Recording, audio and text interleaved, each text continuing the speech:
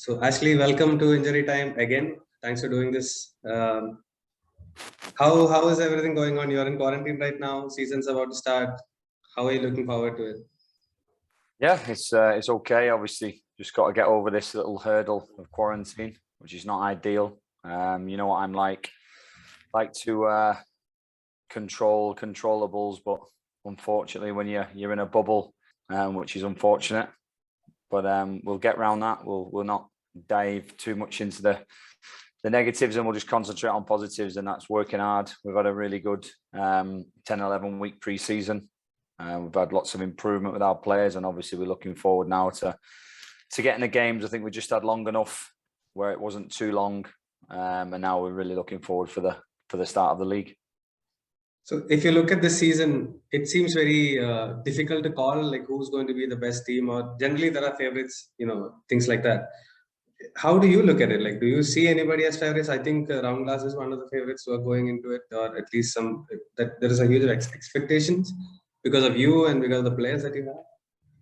Yeah, I mean, I don't think there's too many favourites. I think if you was picking a favourite, you'd be looking at Mohammedan, you'd be looking at Gokulam, Churchill Brothers, Trinity as well. Are certainly going to have a chance. Rajasthan have obviously recruited some good foreigners, so all of a sudden there's 5 candidates there. But then, as we know about Indian football, there's a hotbed of good Indian players that come from the northeastern regions, and there's a few northeastern sides, so you can never discount them. And obviously, we're all in the same boat with, again, coming back to that inward, if you like, uncontrollables, where pitch timings, pitch availability, travel, referees, you never quite know what you're going to get in the I League.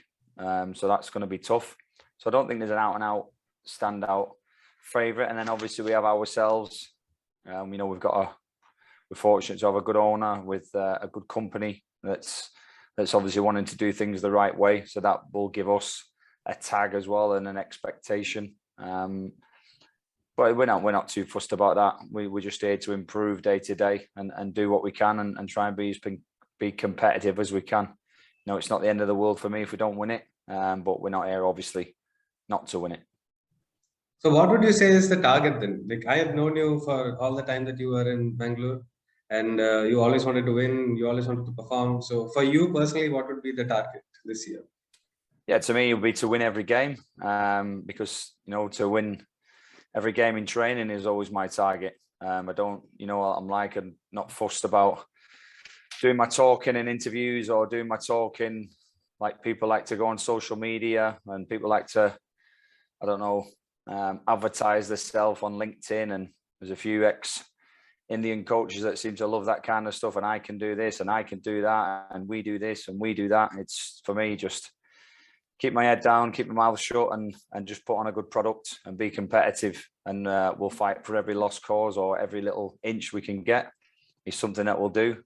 And I've always said, you concentrate properly, you work hard, you do your talking on the pitch, and everything normally looks after itself.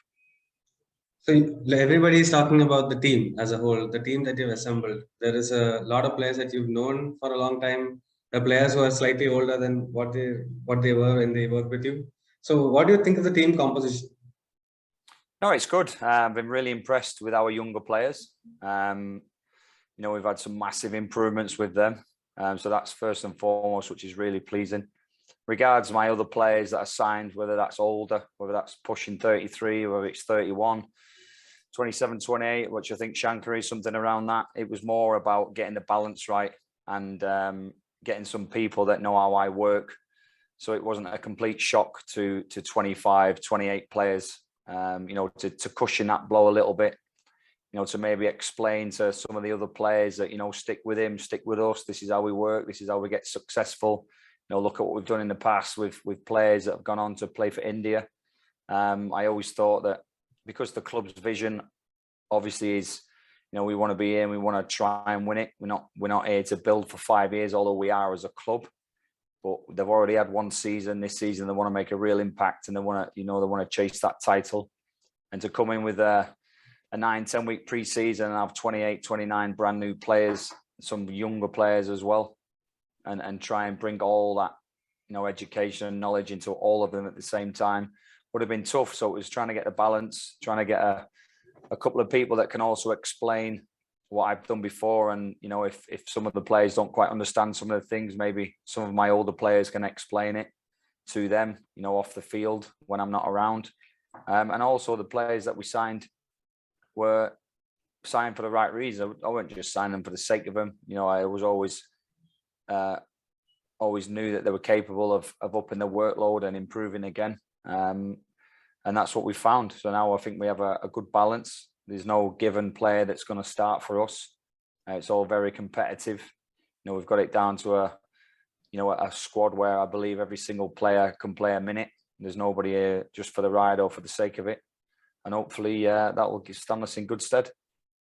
So you've been sort of out of coaching in India for 3-4 years now. Has the players changed in that time? The way when you see the younger players, have they changed the way, the attitude, how they react to you? Has it changed in that time? And how much have you missed being out on the field and putting them through their paces? Yeah, I think the first bit of the question is I don't think it's changed too much. There's more younger players around, more available. You know, there's quite a lot of players. It takes you a while to understand where everybody is again. You know, which young players are coming through. Obviously, we've been looking at the league that started at the minute, which is the ISL, and been impressed with a load of the younger players. So it looks like the generation is maybe getting a little bit younger.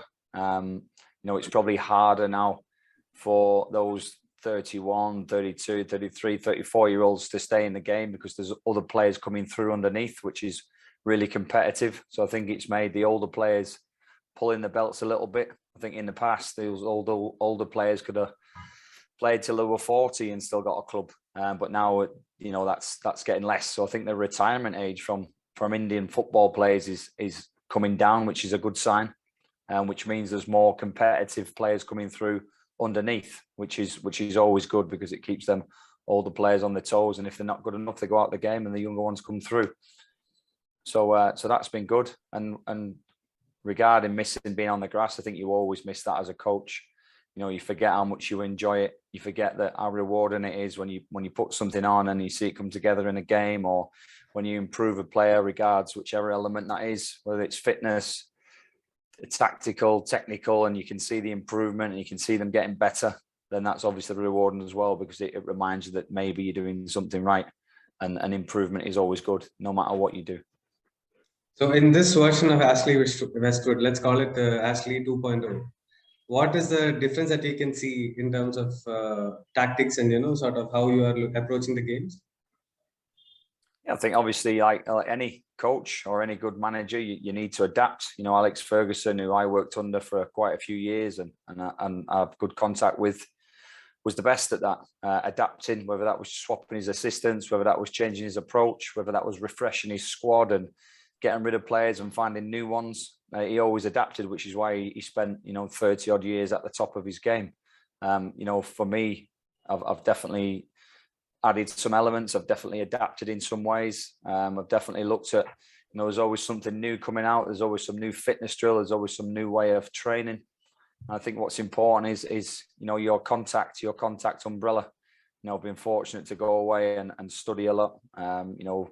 Was very fortunate to complete the English Pro license, probably about 3 years ago, which opens up, a big alumni group, many high level contacts in that you can call upon. Check your training, check your GPS, check your systems and technologies, and make sure it's aligned with the best in the world, because you have that, that open contact umbrella, which is really important for your adaptability. You never know everything in football. You don't know, 10% of what there is to know in football. What you've got to keep doing is keep learning and keep improving. And that's something that I try to do by regular contact with the best in the world. Coming into this season, you spoke a little bit about your team. Have you played any preseason games? Anything that you want to improve on the team, or how has it shaped up so far? Is you happy with the results?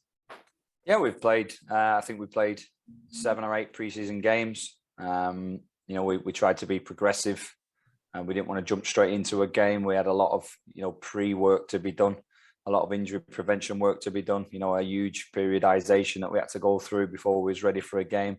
Because obviously, we wanted to keep our squad tight, competitive, and injury-free. And that was something that was always on my mind with my first step. Get the 10 weeks under the belt and into the bubble with no injuries. And that's something that we've accomplished. So for me, that was a huge step in the right direction.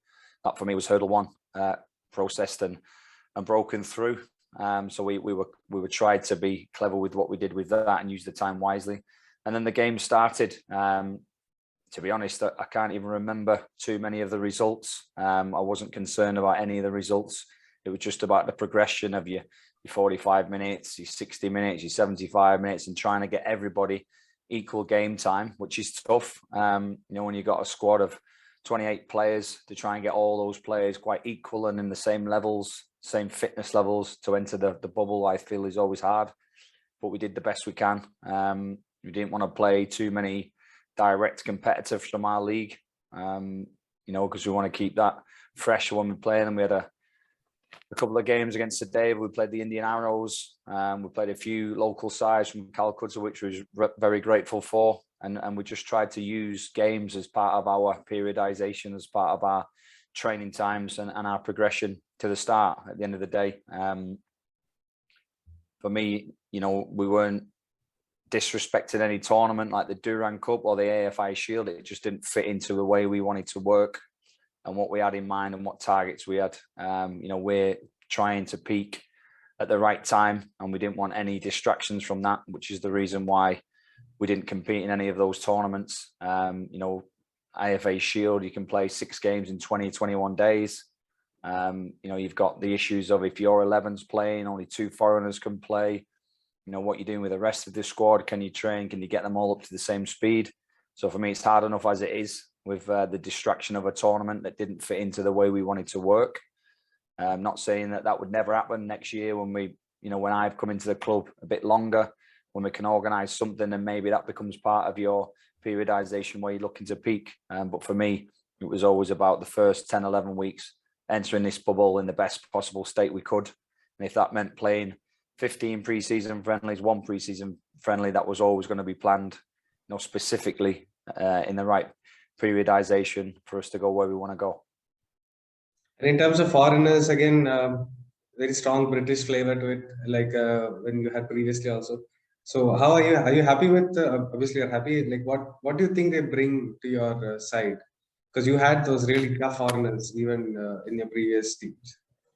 Yeah, I mean, obviously, when I was at Bengaluru, I was 2 central defenders, 1 midfielder, 1 forward as my foreign positions. But in amongst that, obviously, we had Sunil Chetri, which, is arguably as good as most foreigners. So I was always looking at, do we need 2 central defenders, which is the right balance, 2 midfielders. So we decided to go the way we had, which was a defender, a midfielder, and a forward and a versatile forward. Joseph was already here. So I had a good chat with him a couple of times in the summer, explained to him how I like to work and, asked him the questions and challenged him. Could he work how I wanted to? And he did. And he accepted that. And he's not put a foot wrong since. So he's been very good regards delivering what I expect from him. And then obviously English central defender and 2 forwards to try and get the right balance. We tried to bring seasoned professionals in. We tried to bring some reliability in. Some consistency. We weren't looking for somebody who could be 10 out of 10 one week and 3 out of 10 the other week. We wanted to try and attain a certain level of consistency, and we believe the players we've got will be here for the right reasons. We'll be here to show their talents to India, and they're also very ambitious. They've not come here to get paid and stay, on a certain pay bracket for the rest of their lives. They're here to go and show the rest of India what they've got to offer and see if that takes them to the heights of the heights, and hopefully it will, and hopefully they do it with our club as well. So one of the things that you are very good at is to improve players, right? We've seen it. A lot of them went on to play for the national team. So can we expect something similar here as well? Because there are some people who sort of need a second wind, a lot of youngsters, like you said. So can we expect something similar to see them move up the rank? And is that a problem? Because if they do very well, the ISL teams will come calling.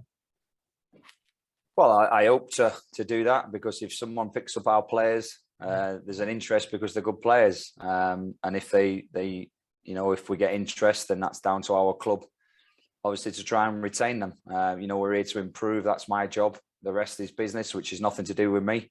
I always stick to what's my job, what's my field, and that's to train players and improve them and get them in and amongst the national teams. You know, I believe that we'll have a good crack at doing that. I've got, you know, some good players already in my mind that I think could be good enough with a bit more development. They've certainly got potential. They've shown that already with the 10 weeks improvement.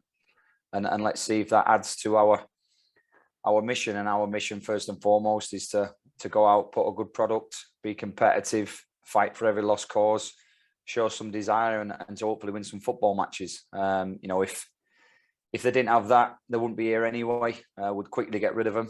And then it's up to everybody else to judge and see where they are and how good they can be. But for me, I'm happy with them. Otherwise, they wouldn't be here. I've already chopped and changed one or two, which I don't feel can help us. And that's what I'll always do. I'll always make sure that the squad's highly competitive. Otherwise, we just lose people and we stick to what we do. So returning to India, did you keep up with what is happening in Indian football while you were away? Yeah, I mean, obviously, I've been, you know, the whole time. I came to India from, you know, I came 2013, June, July time. You know, I quickly found a role on television, you know, the beginning of 2014. And I've always retained that contact with the television channels. You know, I've been working for those right the way through. I've never stopped with that. So I've got many Indian friends, producers, directors, you know, anchors, football experts, and we're always talking Indian footballs, and that also obviously brings an interest. So although I've been away, I've never been away from it. I still speak to a few of my old staff. Obviously, still have to listen to Paul Macefield's old boring stories day in, day out. So he keeps me up to date with who's who and what players are what.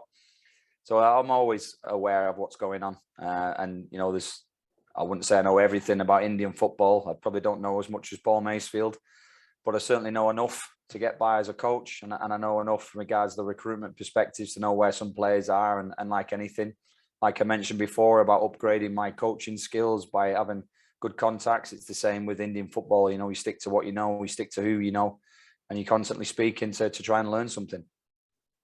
So returning to India, why Round Glass? What was it about the team that brought you back to these shows? Because you won't sign for a team if they're not ambitious. That much I know. Yeah, I mean that's exactly what you know. Round Glass want to be a leading contender in Indian football. You know, very similar to why my original club was set up. You know, they want to put facilities down. They're in the middle of trying to build a world-class academy with 6 training pitches is the plan. Try to own their own stadium.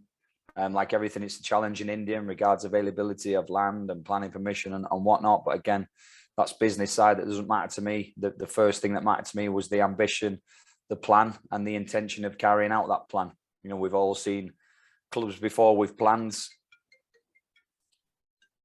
Sorry about that. Yeah. We've all seen clubs before with plans that can't carry it through or meet a roadblock and then get sidetracked. But this club, I believe, has a huge ambition, and that was the first thing that we spoke about. We didn't speak about contract length. We didn't speak about money. We just spoke about where do you want to go as a club, and does that interest me first and foremost? And that did. And now all of a sudden, you know, we're here to try and make an impact in the I-League, and then hopefully that will kickstart or play alongside the other plans. I know they're wanting to build. Well, they are building. They've already got residential kids in the academy. They want to grow that, should I say, not build it. They want to grow it to even more, to expand that, to give some, you know, pathway, some dreams to Punjabi local children, local kids, and improve Punjabi sport, which they also are doing in tennis and hockey as well. So just a big scope and an idea and an enthusiasm, which is what attracted me. Now all I need to do is keep up my side, make us competitive in the football, and then hopefully they can keep up their side of the bargain and make us competitive regards facilities and investment and taking the club to the highest of the heights. So you obviously were involved in setting up a team from the ground up. Now this time around, it's probably not from the ground up, but you still had to sort of restructure the whole team. Is it easier the second time because you went through it the first time? Or you had different people with you this time, right? No, I don't think it's any easier. You know, we're still, you know, building a team and trying to make it successful. We're still training our Indian staff of what's required regards standards and and excellence and day to day what we need to do to try and be successful. So we still being a leader and trying to do things correctly yourself, to hopefully have other people to follow, which is what's happening. The rest of the stuff is stuff that's a work in process, like every club. It's a new club. It's only just over 12 months old. There's lots of stuff to be involved in. I think with the bubble and the situation, it's a little bit different. You're not on the ground in Chandigarh. I'm not where the facility's being developed, so I can't have too much of an input in that. That's somebody else's business. I've got to do little baby steps and steps in my field first. And obviously I'm here to offer advice and help when asked. But the main thing for me is concentrate on the first team, try and show a standard regards our first team, which does include, lots of young lads. We've got 3 or 4 17-year-olds. We've got some 20-year-olds, 19s. So that's kind of an academy-ish role anyway, and show the academy coaches how we train at our first team level with our younger players, and hopefully, we can start looking at their syllabus as well, and they can train how we train, and everything hopefully all comes together. So, many people at this club are working hard. Many people are doing their jobs in their fields, and obviously we all come together and we're trying to achieve the same results. Anyone we should be keeping an eye out for from the team? Player-wise? Yeah. None. They're all absolutely rubbish and nobody's available. Okay, good answer. So I want to ask you about the bubble. Obviously, it's a new experience for you.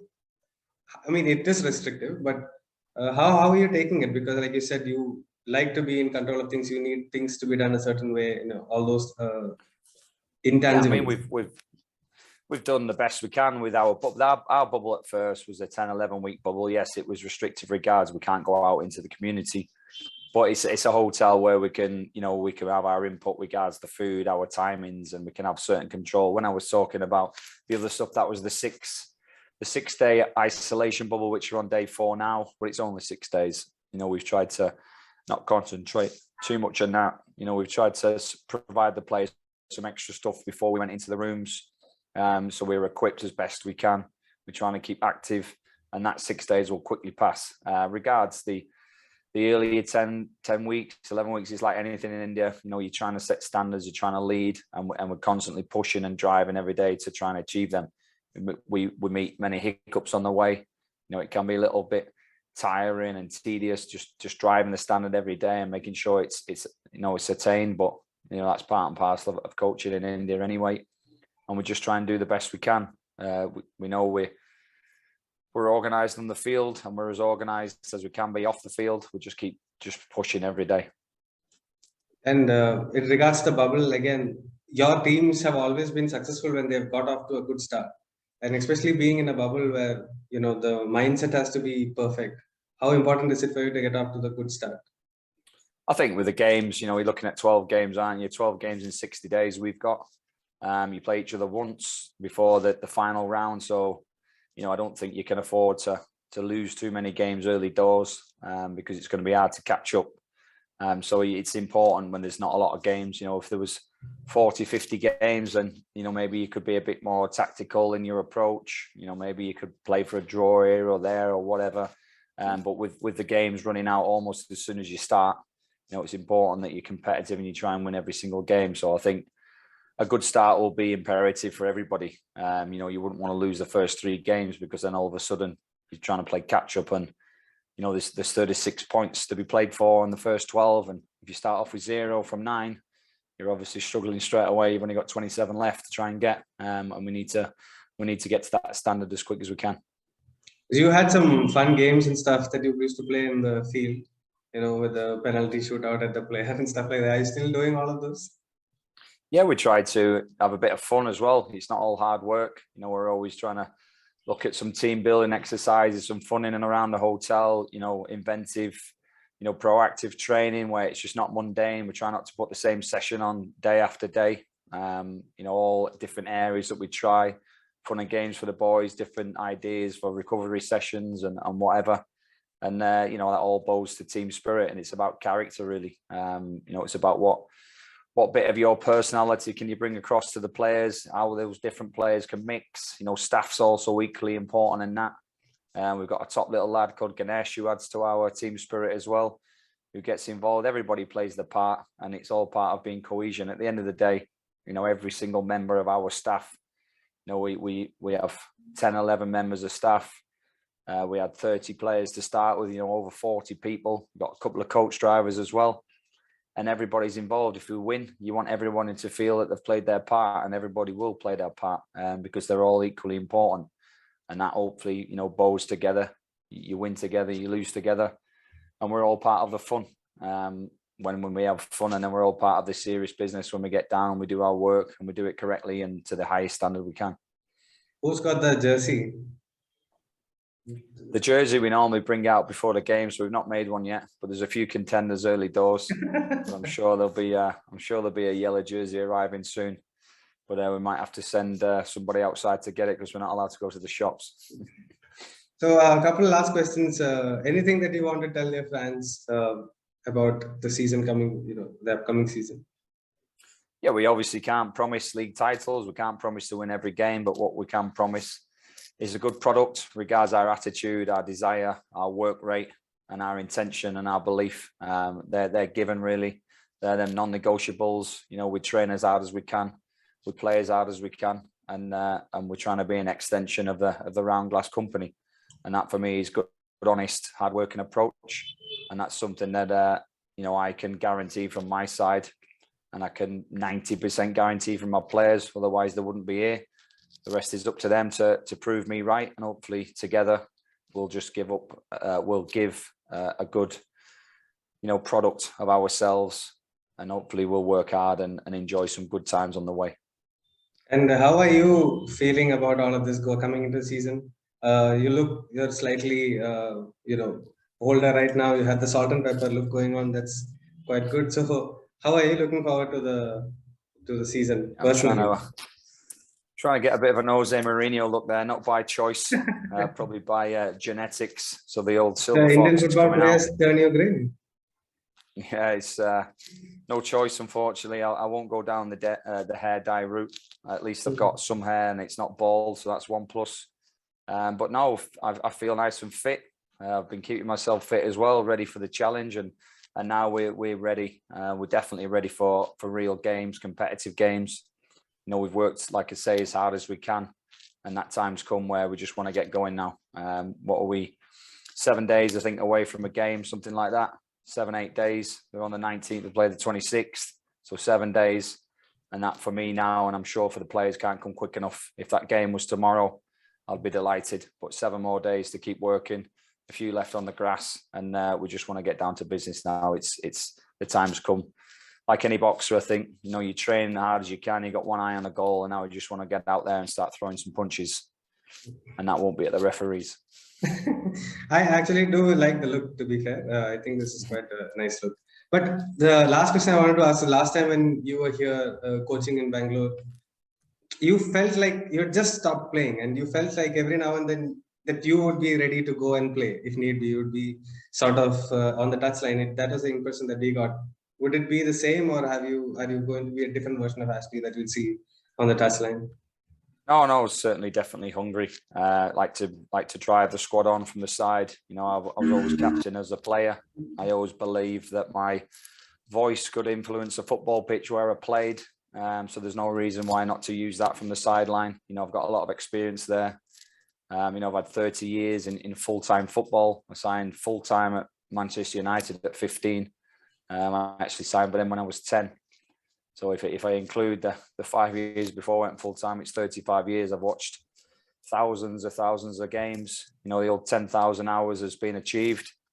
And, I've got some knowledge up there. I've not got the best knowledge in the world because obviously I wouldn't be sat where I am, but I believe I'm equipped to give some experience to the players. And if that means shouting for somebody to squeeze up from the back, to drop off, to press, whatever it may be, I would be doing that if I was playing, and I still feel like I'm good enough to play, although I'm obviously not at 45, but I definitely will be using my voice as much as I can without overstepping the mark.